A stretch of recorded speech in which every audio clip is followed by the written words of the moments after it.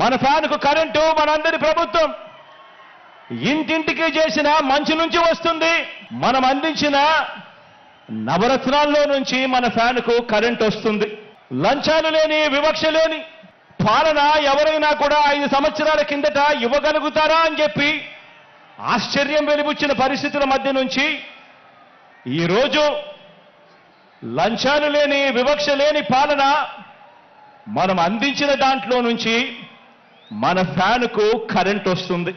మాట తప్పకుండా మేనిఫెస్టోను ఓ బైబిల్ గాను, ఓ ఖురాన్ గాను, ఒక భగవద్గీత గాను ఇంతవరకు ఎప్పుడూ కూడా ఎవరూ కూడా చెయ్యని విధంగా మేనిఫెస్టో అంటే చెత్తబుట్టలో వేసే డాక్యుమెంట్ కాదు.